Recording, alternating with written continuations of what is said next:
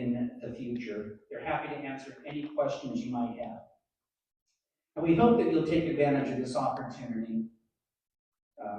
There's nothing that all of us would like more than for you to take this information, not only protect your house, your family, but tell your neighbors, tell your friends that couldn't be here tonight, share this information, because working together, we can make this an even greater community. So let's kick off tonight's presentations. First off, we're going to hear from our Division Fire Chief from the Orange County Fire Authority. Ladies and gentlemen, please join me in giving a warm welcome to OCFA's Division III Chief Cheyne Maule.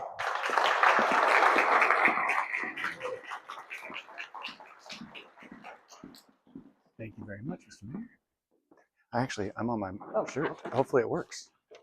Yeah, we'll see how that goes. All right. Is it on? I have a lapel mic, so we'll see how this goes. Is it working? Can't hear me.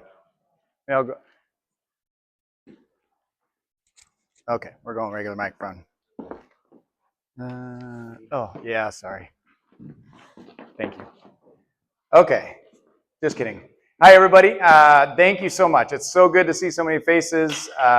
This is a big group, big event. We've done this for a few years now. Appreciate the city putting this on. Appreciate the mayor for the kind words. Really appreciate all the cooperators and the partners in the back. It's great for the residents to know that most of these people at these booths, myself, Sheriff's Department, the city, the county, all of these groups, we all work together training and preparing for these large fires, because as you know, these fires aren't if they're going to come, it's when they're going to come, and you'll hear that a few times today. But we all work together constantly to be prepared so that we can best protect you guys as the residents. So it's really good to be here, so please take advantage of all the different booths back there. Just so you know, some members of my team that are here that I'd highly recommend you spend some time with is we have Andrew Amante in the back. He has a bunch of information on pre-fire management, what you can do to your homes. He has tons of information on how to protect your homes that we're going to cover today. But he has more of that. And then Chris Berry back there, he's our public education specialist, has some stuff on drowning prevention, also highly important at this time of year, and some other things as well. So please see him. Later on, our fire truck from Ranch Santa Margarita, Truck 45, will be here. And after the event, if you'd like to learn how to use a fire extinguisher, if you've never done that, looks easy, but turns out it can be very difficult if you forget one small little step of pulling the pin. But anyhow, everybody gets a chance if they want to go back there and do that. So again, this is a great event, so thank you for coming. As you guys are all well aware, fire season in California used to be just kind of a chunk of the year, kind of the fallish when we'd get the winds and it would dry out. But as you've seen over these last few years, fire season truly is a year-round thing. And it's truly not if fires are going to come, it's when. As we all experienced with the airport fire, that's real recent, right? We all lived that. We all lived through that. Like the mayor mentioned, fortunately, we lost no homes in Santa Margarita, which was incredible.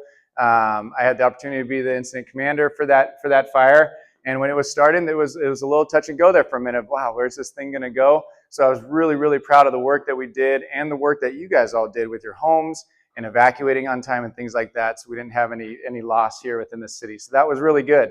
We're going to go through a little bit of some of the fire history. You guys obviously saw what happened in LA in the January time period, so we'll go a little bit into some of that. But you guys know this is a real threat, right? The winds come, the fires come off the hills. We live in probably the most beautiful place in America. I love it around here. But because we live in such a beautiful area, we live right up against the hills and the brush that we love to look at until they're on fire. So we do, at the Fire Authority, we do everything we can to be prepared, to protect your homes, to protect you when these fires come. Sheriff's Department as well. All of our partners work to protect you, but it's really a team effort. A lot of it's on what you can do to be prepared. You've seen the videos of all the homes that have burned down and then the home here and there that didn't burn. That makes really no sense. Well, there is actually some sense to that. So we're going to go through some of that tonight. So obviously Orange County has a really rich fire history, right? Over the course of the last 50 plus years, there's been a lot of fires that have burned throughout Orange County. Obviously, everybody remembers the Laguna Fire back in 1993. There was 347 structures that were lost during that. The Laguna Fire is what kind of initiated the OCFA to put in an air operations program. So you probably saw our helicopters especially our 2 big new ones, dropping a lot of water on the airport fire. It's the first time we use those brand new ones here. We had older ones before. So Laguna Fire, Freeway Complex Fire, the Blue Ridge, Silverado Fire. This is our newest helicopter. That's our Black Hawk helicopter there, dropping water on the airport fire just last year. And then, back to 2020 again, we had the Bonfire, the Emerald Fire, and Coastal Fire. So throughout history, all the red here is fires that have burned throughout Orange County. So, like I said, it's not if, it's when. So they're gonna come. The vegetation is beautiful right now. It's still a little bit green, but it's drying out pretty quickly, right? So as it dries out, the chance of fire grows more and more every day. And so we want to make sure that we're prepared. So from the OCFA side, just to give you a little peace of mind, there's a lot of ways that we are prepared and the ways that we're notified of these fires. So I just want to tell you some of this, just so you're aware of what's happening on this end with the fire department that does serve the beautiful city of Santa Margarita and most of Orange County. There's a lot of different ways that we are notified of fires. So first off, when weather is coming, fire weather, you guys all hear it on the news.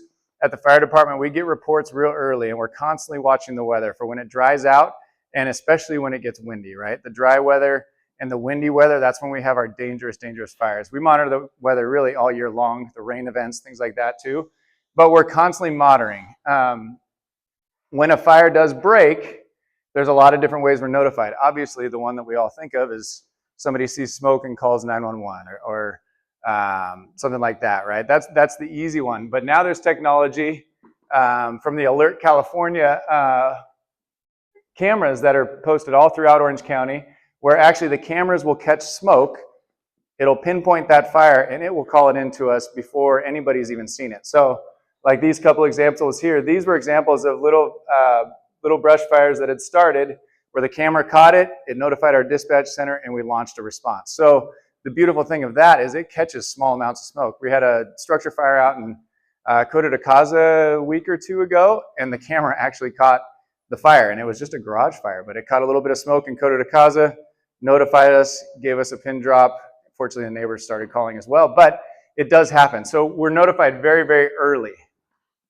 And that's a beautiful thing because you get a lot of things on the road or in the air when a fire does come in. So the whole intent for the OCFA is we've staffed the county pretty heavily to be able to catch fires, structure fire or vegetation fire, medical aids, everything. We try to catch them real early and keep them as small as we can. If it's your home, we're going to try and save as much of your home as possible, right? If it's in the garage, our goal is to save the rest of your house, right? So that's how we do it. We try and send everything. On a wildland fire, this is just a vegetation response that we send to a brush fire. So when the airport fire kicked off, as soon as our dispatch center got this, all of these resources here were all staffed and ready to go like that. So just here in Santa Margarita, you have actually 2 Type 3 fire engines. Kind of Station 18 down in the canyon has a Type 3, which is real good for wildland firefighting. It's a little smaller. You have another one here at Station 45, and then trucks and engines all around.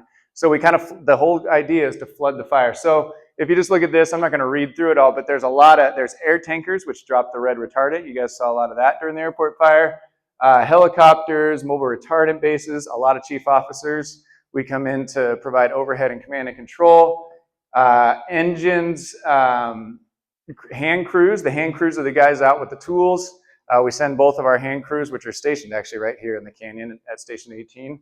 Water tenders, dozers, everything. So the whole point is on a day where there's any sort of fire danger as far as the weather, we staff up all those resources ready to go, even if there's not fire danger. So coastal fire, for instance, right? Coastal fire came in on a day none of us expected really a fire to break, except for that it was real windy coming off the ocean. All the resources, the same resources for the most part, except for a little bit of the air resources, everything's still staffed anyway. So we're constantly staffed and ready to respond to these, the hand crews, dozers, all that stuff. So just know when these come in, we're going to come real heavy with the intent of trying to stop them and keep them small and make sure they stay out of the homes. Let's see.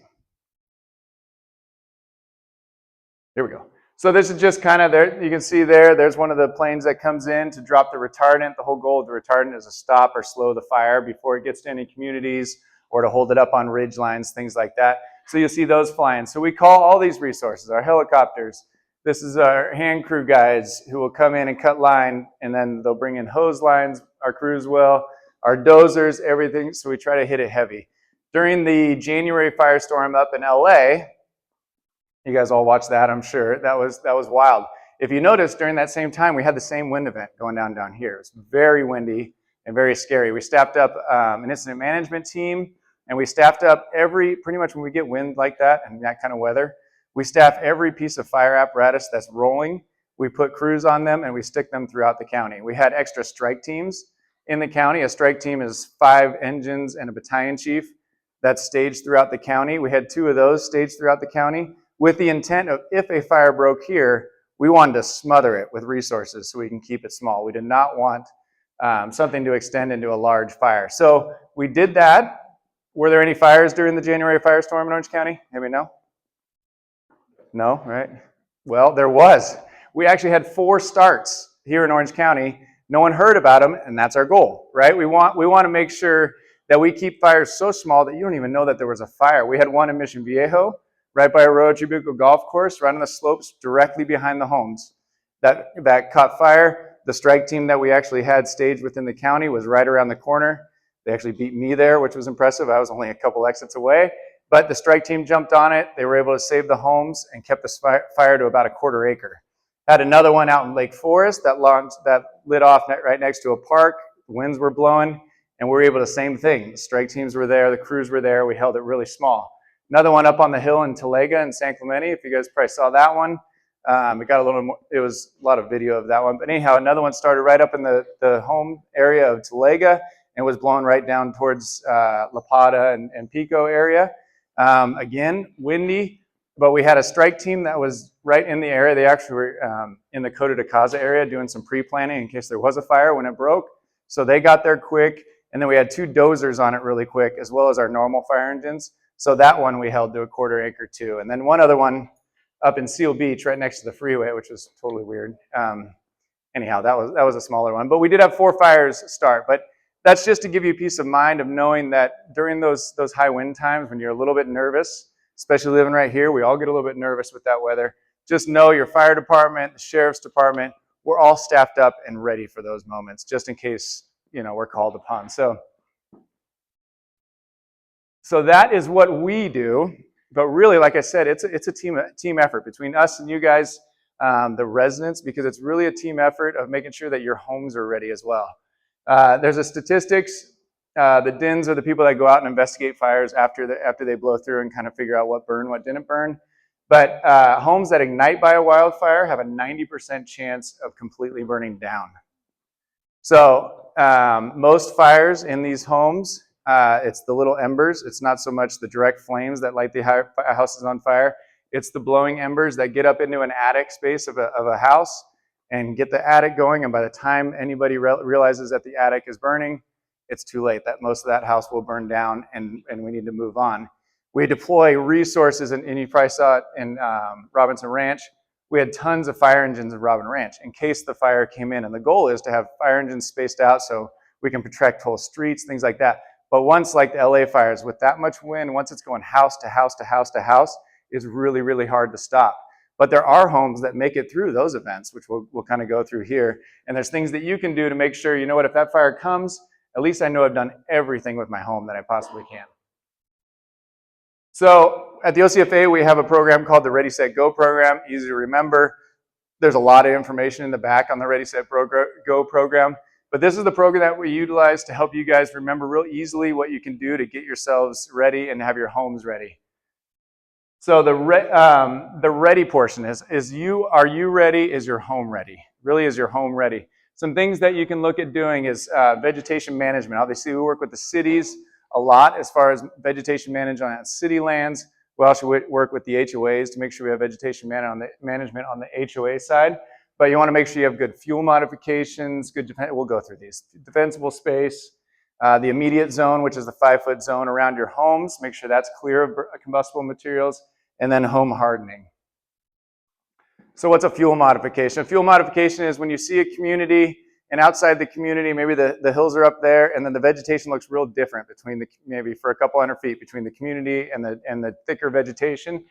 The whole intent is that we work with these communities to figure out what kinds of plants to put in there that don't burn. And the whole intent is for when a fire is coming, it hits this chunk of vegetation and the fuel modification, and the fire pretty much slows down or comes to a stop, gives our crews time to be in the backyards and protect the homes, and the fires don't burn in as fast and as hot, obviously. So you can see this one was from, I believe that was from the Silverado fire. That's up in Foothill Ranch area. The fire was burning super fast at that community, but that big fuel modification essentially just protected that whole community.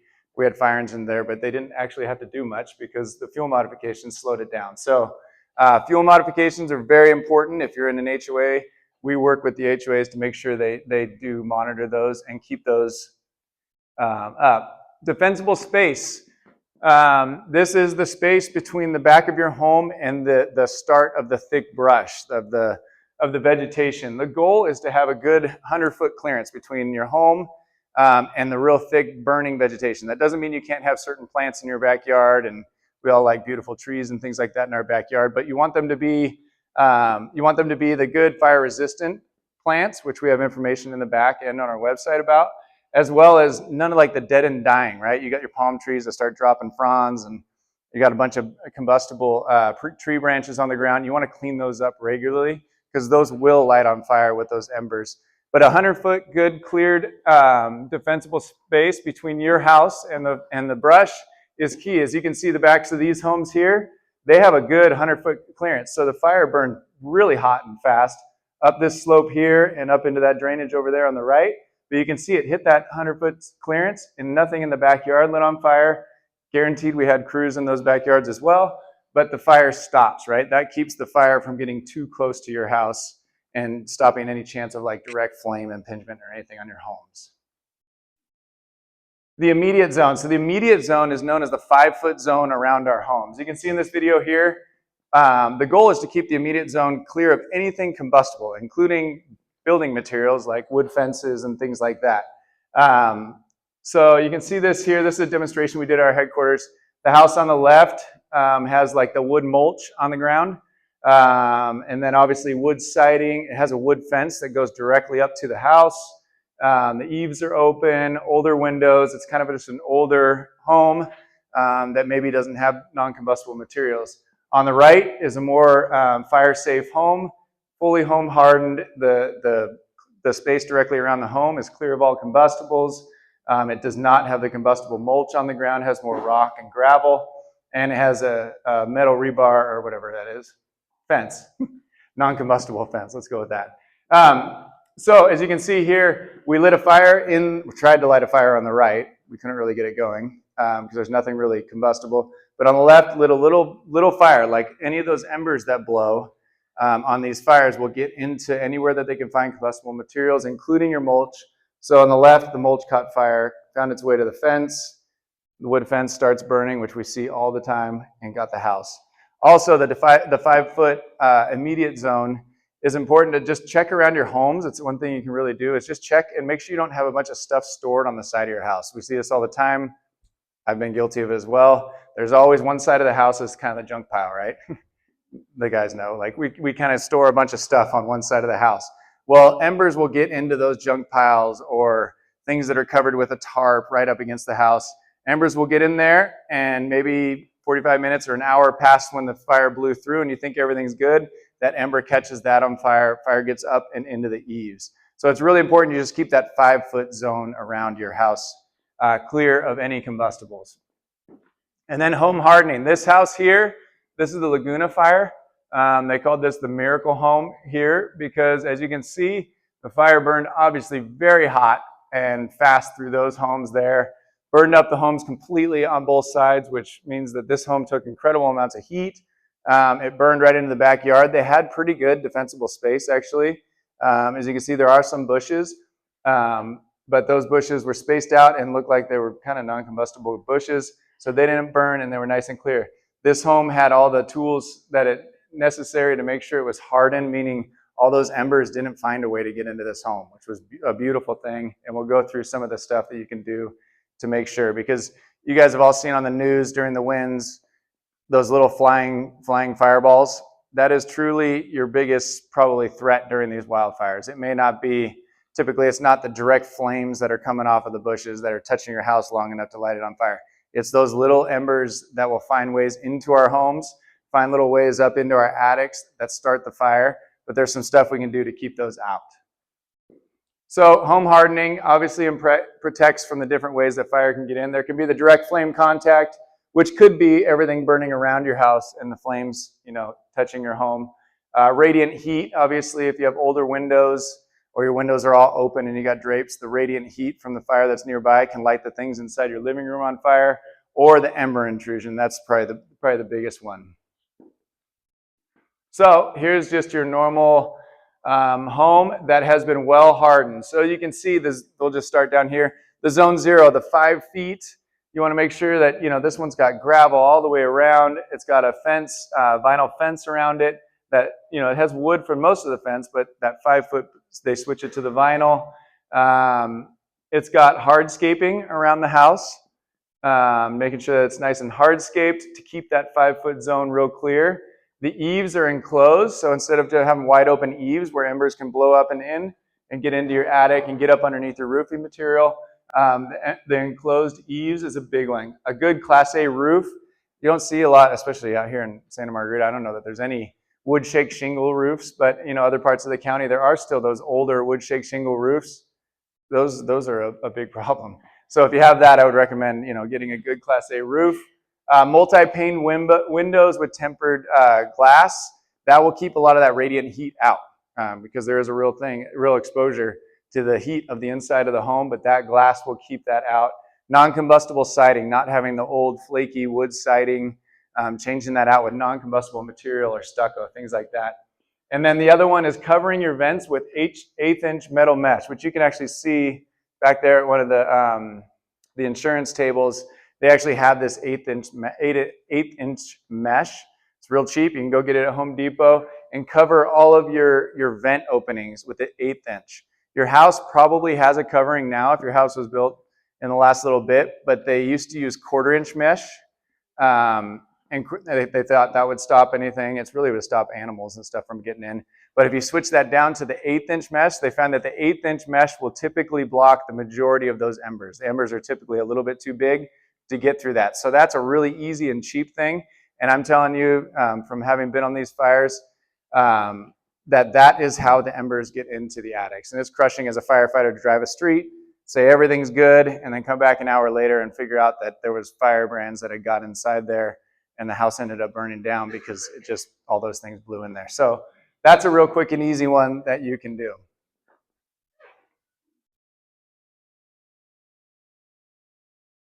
Is this the video? Oh, this is a video of your free home assessment that, hopefully it has sound. If it doesn't, I can talk. I like to talk. That's okay, I'll talk. All right. Hit it again? Okay.